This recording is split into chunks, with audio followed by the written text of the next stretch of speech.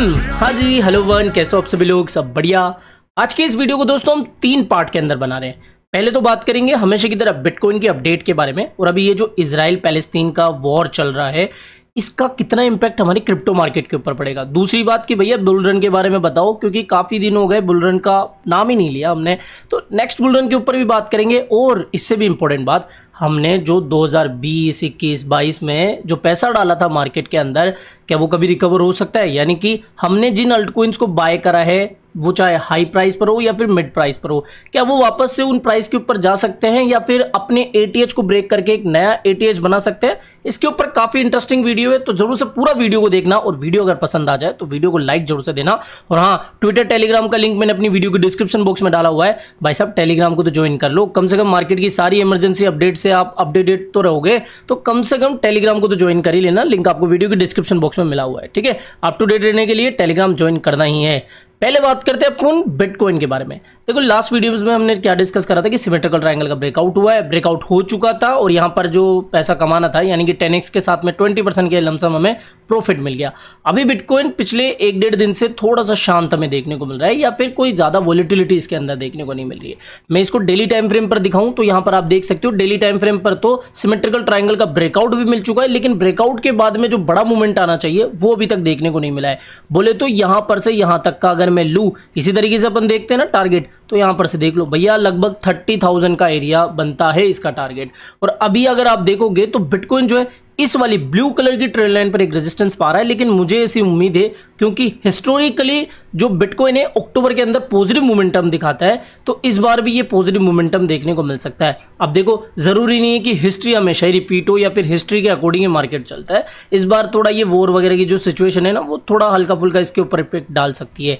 अब बात करें अगर कितना हल्का फुल्का इफेक्ट डाल सकती है, इस समय आप देख रहे होंगे कि इजराइल और पैलेस्तीन की वॉर का जो माहौल है दुनिया भर के मार्केट में चल रहा है कि भैया देखो इस वॉर का कितना इफेक्ट पड़ जाएगा। तमाम अपडेट्स आपको अलग अलग न्यूज चैनल के माध्यम से मिल रही होगी, लेकिन हमारे मतलब की बात है कि भैया क्या इस वॉर का इफेक्ट क्रिप्टो मार्केट पर पड़ेगा और कितना पड़ेगा, इसको समझने वाली बात है। देखो, क्रिप्टो मार्केट स्टॉक मार्केट से अछूता नहीं है, और स्टॉक मार्केट के ऊपर ये जो वॉर है वो कितना असर डाल रही है, तो यहां पर सीधी सी बात है कि इजराइल और पैलेस्तीन की जो वॉर है वो फर्स्ट टाइम तो हो नहीं रही है। अगर आप इसकी हिस्ट्री खंगालोगे तो मतलब बहुत बहुत बार इनकी लड़ाइयां हो चुकी है, लेकिन इस बार की तरह फर्स्ट टाइम हुई है कि 5,000 जो इन्होंने मिसाइल है वही दाग दी है। अब इजराइल इसका रिप्लाई तो देगा ही, तो इसका मतलब ये है कि इस बार वाली जो वॉर है ना, वो पिछली जितनी भी वॉर हुई है या फिर जितनी भी लड़ाइयां हुई है उनसे बहुत ज्यादा तगड़ी है।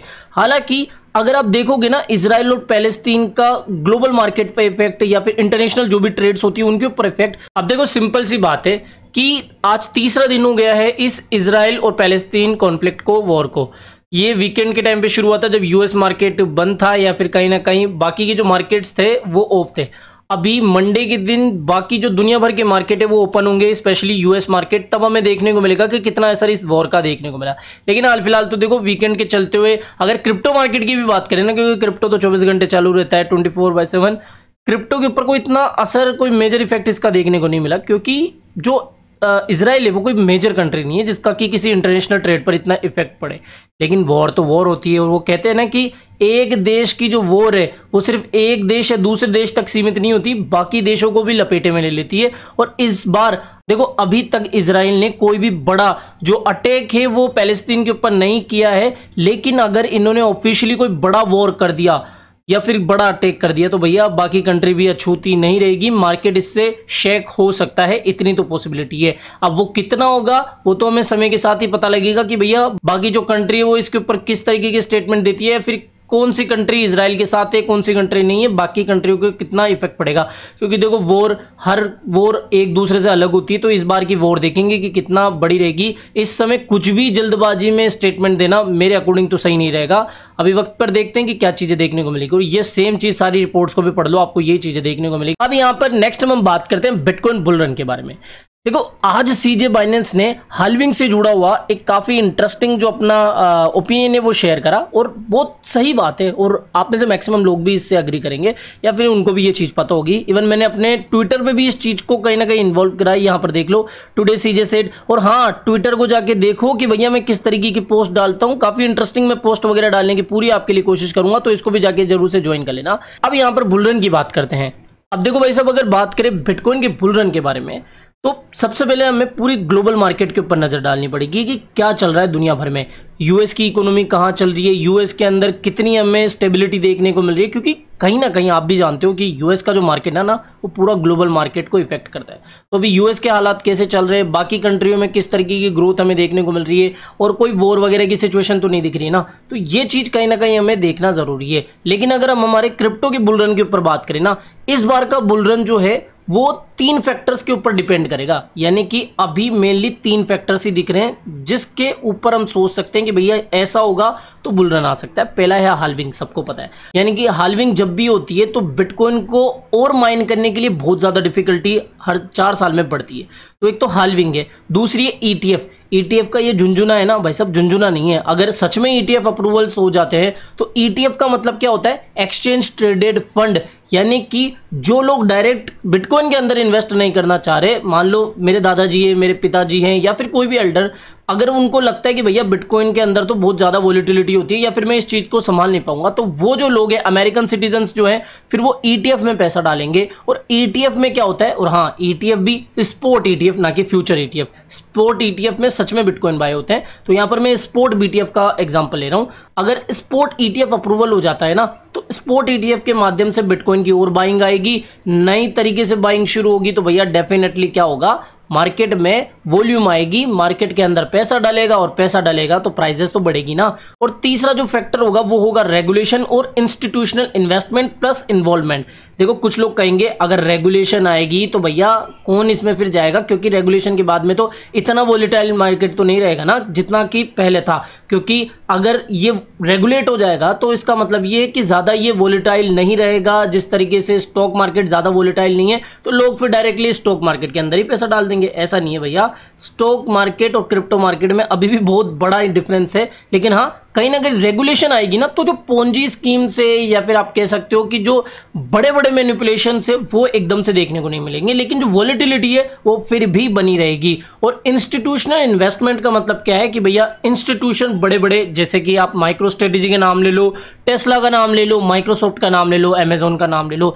अच्छा, ये जो सारी बड़ी बड़ी कंपनीज है ना, आप मानो या मत मानो, एक बार गूगल करके तो देखो, खुद को ही पता लगेगा कि ये जितनी भी टेक जायंट्स है ये कहीं ना कहीं बिटकॉइन ब्लॉकचेन के अंदर इन्वॉल्व हो चुकी है। क्योंकि इनको पता है कि भाई साहब, और ऐसा ध्यान रखना कि ये सारी बड़ी कंपनियां हमेशा बियर मार्केट का ही वेट करती है और बियर मार्केट में ही बड़ा पैसा डालती है। और इस तरीके से इनकी स्ट्रेटेजीज होती है जो कि हम रिटेलर्स को जल्दी से पता नहीं लगती है।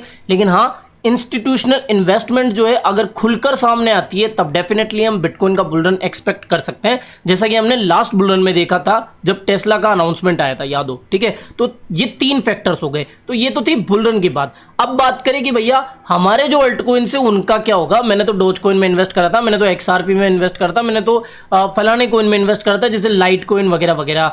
अब देखो सिंपल सी बात है, कुछ लोग आपको कहेंगे कि अब इन कोइंस का कुछ नहीं होने वाला है, अब सिर्फ जो नए कोइंस आएंगे ना उन्हीं का ट्रेंड आएगा। बाकी जो 2020, 21, 22 के जो कोइंस है वो ठंडे पड़ गए और अब बस ठंडे ही रहेंगे, इनकी चिता जल गई है, और मतलब तमाम इसी तरीके के कमेंट्स देखता हूं मैं। देखो सिंपल सी बात है, जितने भी अच्छे कोइंस है या जो ट्रेंडिंग कोइंस है वो डेफिनेटली आगे के मार्केट में भी परफॉर्मेंस दिखाएंगे। ये एक्सपेक्ट करना कि वो 100x 200x हो जाएंगे, ये थोड़ा सा अनएक्सपेक्टेड है। लेकिन हाँ, डेफिनेटली इनमें ग्रोथ देखने को मिलेगी। मैं आपको डोजकॉइन का एग्जांपल ही बता देता हूँ। कुछ लोग ये मान के चल रहे हैं कि डोजकॉइन डेड हो गया, लेकिन मैं अभी भी मान रहा हूँ। और मेरे मानने से क्या फर्क पड़ता है, एक बार आप खुद रिसर्च करो ना। अब बड़े बड़े जिनको भी दिग्गज को फॉलो करते हो, अब उनको देखो, उनकी प्रीवियस वीडियोज को। मैं देखो एक बात आपको बता देता हूँ, मैं कभी भी दोगली बातें नहीं करता हूं कि मैंने पास्ट में क्या कहा और अब मैं बात बदल दूं। मेरे सारे वीडियोस जाके देख लेना। मैं तब भी डोजकॉइन के $1 को मानता था और आज भी मानता हूं कि भले ही लेट हो गए हम, लेकिन ये चीज़ होकर रहेगी।